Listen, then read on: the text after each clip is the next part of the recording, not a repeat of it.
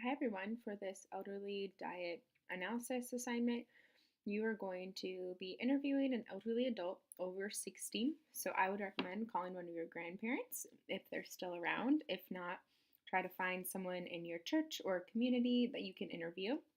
And you're going to ask them everything that they ate and drank for a 24-hour period. Tell them to try to guess the portion sizes as best as they can, or maybe give them a heads up and ask them to write down a full 24 hours of what they ate. You're then going to enter it into this EA tracker, the same program that you've been using all semester, and you're going to analyze and see if they're meeting their nutritional needs. And then from there, based off of what they're meeting or not meeting, you're going to briefly write up if they're deficient in calcium, what foods can they improve on? If they're deficient in protein, what foods can they improve on?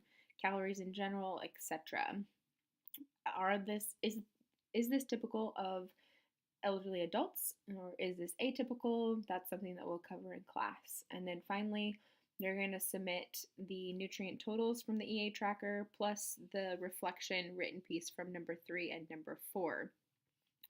When you log into your EA tracker here, what you can do is go down to My Details and you can actually plug in, let's say, your grandparents' date of birth. So I'm just going to do a random one here.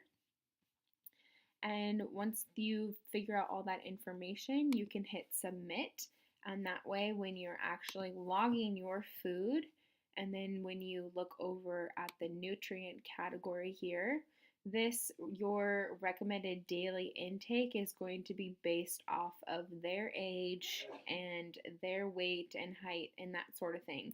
So it's going to be a lot easier for you to analyze and compare for what they're taking in compared to what they should be taking in. If you don't change that, it's going to be based off of your personal needs. So when you go to analyze and do number 3, it's going to be inaccurate. So make sure you go ahead and change that in the EA tracker and then submit that for this assignment.